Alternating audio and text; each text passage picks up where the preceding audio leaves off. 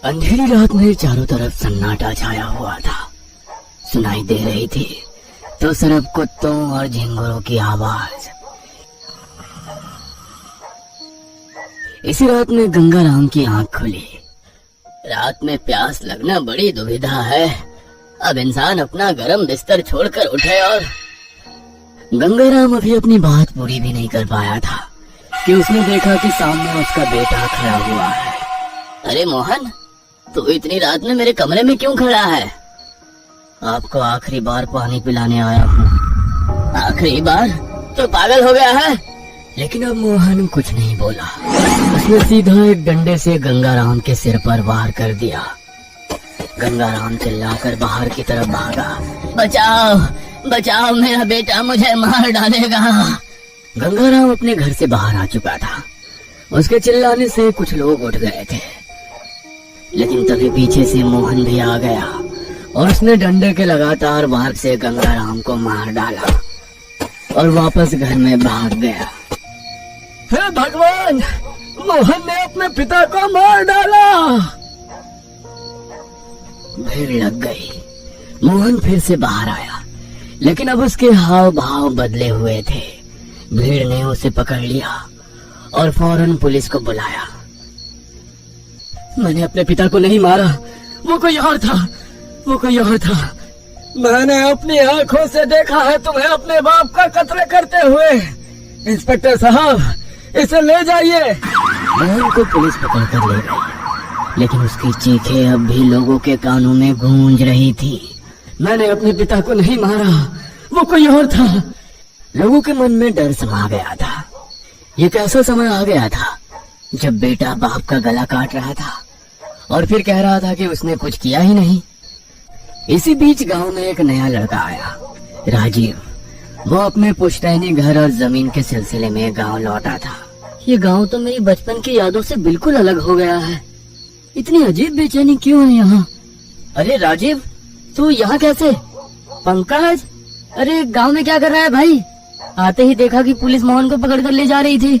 अजीब बात है भाई, मोहन ने अपने बाप को मार डाला और कह रहा है कि वो निर्दोष है। ये क्या कह रहा है तू? ये कोई साधारण हत्या नहीं है राजीव। कुछ अजीब हो रहा है इस गांव में, कुछ बहुत भयानक। फिलहाल मैं अपने घर जा रहा हूँ, कल मिलते हैं। राजीव के मन में घबराहट थी, लेकिन वो अभी सबको महज सहयोग समझ रहा था। अगली रात आई। लोग मोहन की करतूत से डरे हुए थे और जल्दी जल्दी अपने घरों में चले गए थे। लेकिन राम प्रसाद के घर में कुछ अजीब चल रहा था। इतनी रात हो गई लीलावती, अब सो जा लीलावती। हाँ, अब सोने का ही समय आ गया है हमेशा के लिए। राम प्रसाद को लगा कि उसकी पत्नी नींद में बड़बड़ा रही है। उसने कुछ कहने के लिए मुंह खोला ही था कि लीलावती अचानक उठकर बैठ गई। उसकी आंखें काली हो चुकी थी और चेहरा अजीब लग रहा था। लीलावती, ये क्या हो रहा है तुम्हें? तुझे सोने की जल्दी है ना, तो ले, हमेशा के लिए सो जा। लेकिन ही उसने पास रखा तकिया का कवर निकाला और बिजली की तेजी से उसे राम प्रसाद के गले में डाल दिया। राम प्रसाद चीखना चाहता था, लेकिन लीलावती की पकड़ इतनी मजबूत थी कि आवाज नहीं निकल पाई। कुछ ही सेकंड्स में राम प्रसाद की आंखें फटी रह गई, शरीर निठाल हो गया और वो हमेशा के लिए शांत हो गया। लीलावती की हंसी पूरे घर में गूंज उठी। ये कौन हंस रहा है? बाहर जाकर देखना पड़ेगा। राजीव बाहर आया तो राम प्रसाद के घर के बाहर पहले से ही भीड़ लगी हुई थी। राम प्रसाद की लाश देखकर हर कोई सहम गया था, पर सबसे ज्यादा डरावनी बात ये थी कि लीलावती अब रो रही थी। ये क्या कर दिया तूने लीलावती? मुझे नहीं पता, मैं तो कुछ काम से बाहर गई थी। जब वापस आई तो ये हो गया था। झूठ! अरे तुम्हारे हंसने की आवाज मेरे घर तक आ रही थी। पुलिस फिर से बुलाई गई और लीलावती को भी गिरफ्तार कर लिया गया। 2 खून हो चुके थे, पहले गंगाराम, फिर राम प्रसाद। लोग सदमे में थे, किसी को कुछ समझ में नहीं आ रहा था क्या ये सिर्फ हत्याएं थी या सच में कोई अज्ञात शक्ति गांव में कहर बरपा रही थी? इसी बीच गांव का सबसे बुजुर्ग आदमी, जो अपनी उम्र के चलते अब ज्यादा बाहर नहीं निकलता था, चौपाल पर आ बैठा। ये छलावा का काम है। छलावा? हाँ, छलावा, जो किसी के रूप में आ सकता है, अपने शिकार की पहचान ले सकता है, और जब तक वो अपना काम पूरा ना कर ले तब तक उसका कोई कुछ नहीं बिगाड़ सकता। लेकिन कोई अपने खून के रिश्ते को क्यों मारेगा? यही तो छलावे की ताकत होती है। ये तुम्हें दिखेगा तुम्हारे अपने जैसा, बोलेगा तुम्हारे अपने जैसा, लेकिन असल में वो तुम्हारा अपना होगा ही नहीं। राजीव, जो खुद पुलिस वाला था, तर्क देते हुए बोला, ये सब अंधविश्वास है। छलावा वलावा कुछ नहीं होता। मैं पुलिस वाला हूँ, मैं पता लगाऊंगा कि असली गुनहगार कौन है। बूढ़ा हंसता हुआ अपने घर में चला गया। रात का तीसरा पहर था। पंकज अपने घर में सोया हुआ था। अचानक दरवाजे पर दस्तक हुई। कौन है इतनी रात को? कोई जवाब नहीं आया, लेकिन दस्तक जारी रही। पंकज उठकर दरवाजे की तरफ बढ़ा, और जैसे ही उसने दरवाजा खोला, उसके सामने श्यामलाल खड़ा था, लेकिन उसकी आंखें असामान्य रूप से लाल थीं। श्यामलाल, इतनी रात को यहाँ? पंकज, तेरा वक्त पूरा हो गया। ये कहते ही उसने पास रखा लोहे का सरिया उठाया और झटके से पंकज के सिर पे दे मारा। पंकज की दर्द भरी चीख पूरे गांव में गूंज उठी। जब लोग दौड़ते हुए उसके घर पहुंचे, तब तक वो मर चुका था। गांव में फिर से दहशत छा गई। अब ये पूरी तरह साफ हो चुका था कि ये कोई सामान्य घटनाएं नहीं थी। इस गांव के लोगों को क्या हो गया है? मैंने कहा था ना, तब मेरी बात किसी ने नहीं सुनी। पंकज की मौत के बाद गांव में कोई भी बाहर निकलने की हिम्मत नहीं कर रहा था, लेकिन इस डर के बावजूद अगली ही रात एक और हत्या हो गई। प्रीतम अपने घर में आराम से चारपाई पर लेटा था। उसकी बेटी संगीता रसोई में कुछ काम कर रही थी। संगीता बेटा, जरा पानी ला दे, बड़ी प्यास लगी है। लेकिन संगीता कुछ नहीं बोली। उसने अचानक पास रखी रसोई की चाकू उठाई और सीधे प्रीतम की छाती में भोंक दी। अरे ये क्या कर रही है संगीता? अब कोई प्यासा नहीं रहेगा बाबा।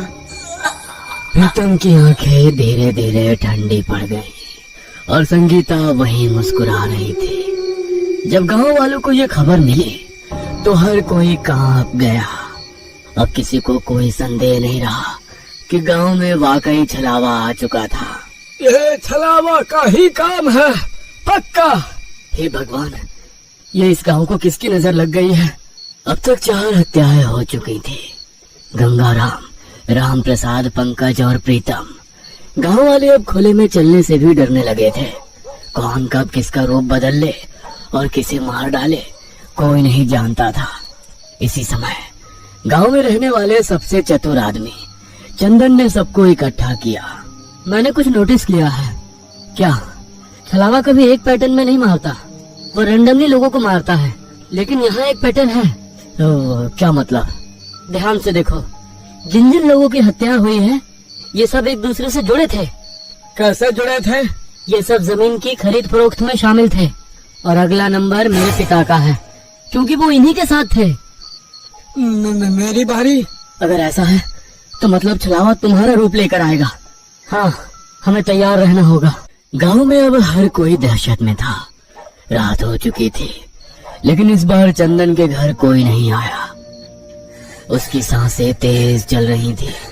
वो पूरी रात जागता रहा, पर कोई भी हमला नहीं हुआ। सुबह हुई तो राजीव उससे मिलने आया। चंदन, रात तो शांति से निकल गई, लगता है छलावा भी डर गया है तुझसे। चंदन ने गहरी नजरों से उसकी ओर देखा। फिर अचानक बिना कुछ कहे उसने पास रखा चाकू उठाया और झटके से राजीव के पेट में घोंप दिया। चंदन, ये तूने क्या किया? ओ, ओ, ओ। राजीव लड़खड़ाते हुए जमीन पर गिर पड़ा।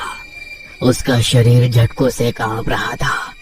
लोग दौड़ते हुए वहां पहुंचे। चंदन, तुझे क्या हो गया है? अरे तूने राजीव को क्यों मार दिया? हमने तो सोचा था कि तू इस छलावे से बच जाएगा, पर तू तो खुद ही हत्यारा बन गया। लेकिन तभी राजीव का शरीर अचानक अजीब तरीके से मरोड़ खाने लगा और वो छलावे में बदल गया। हे भगवान, ये क्या हो रहा है? तभी सबका ध्यान अचानक गांव की दूसरी तरफ गया। वहाँ असल राजीव खड़ा था। उसका चेहरा सफेद पड़ चुका था। वो भागने की कोशिश करता है, लेकिन गांव वालों ने उसे पकड़ लिया। मुझे पहले ही तुझ पर शक हो गया था राजीव। पहले जिन जिन लोगों को छलावे ने मारा था वो सब जमीन के सौदागर थे, और तुझे भी इसी जमीन के सौदा में दिलचस्पी थी। मैंने समझ लिया था कि ये कोई सहयोग नहीं हो सकता। बोल, आखिर ये सब तूने क्यों किया? जिस जमीन को मैं बेचने आया था वो असल में मेरी थी ही नहीं। क्या मतलब? ये सब लोग, गंगाराम, राम प्रसाद, पंकज, प्रीतम, इन सब ने मिलकर मेरे बाप से जबरदस्ती वो जमीन छीन ली थी। और जब मेरा बाप कुछ नहीं कर पाया तो उसने खुद को फांसी लगा ली। मैं अपने बाप की मौत का बदला लेना चाहता था। तभी मुझे पता चला कि इस गांव के पास छलावे का वास है। तूने छलावे को वश में कर लिया? हाँ, मैं एक तांत्रिक से मिला जिसने मुझे छलावे को वश में करने का एक तरीका बताया। मैंने उसकी मदद ली और फिर छलावे को उन लोगों के खिलाफ इस्तेमाल किया जिन्होंने मेरे पिता को आत्महत्या करने के लिए मजबूर किया था। अब सब कुछ साफ हो चुका था। बहुत हो गया तेरा नाटक राजीव, अब तो सारी जिंदगी सलाखों के पीछे रहेगा। राजीव को पुलिस के हवाले कर दिया गया। जिन निर्दोष लोगों को जेल हुई थी उन्हें बचा लिया गया और गांव में पहली बार कई हफ्तों के बाद एक सुकून भरी रात आई। अगर ये कहानी आपके रोंगटे खड़े कर गई हो तो ऐसी और खौफनाक कहानियों के लिए चैनल को सब्सक्राइब जरूर करें।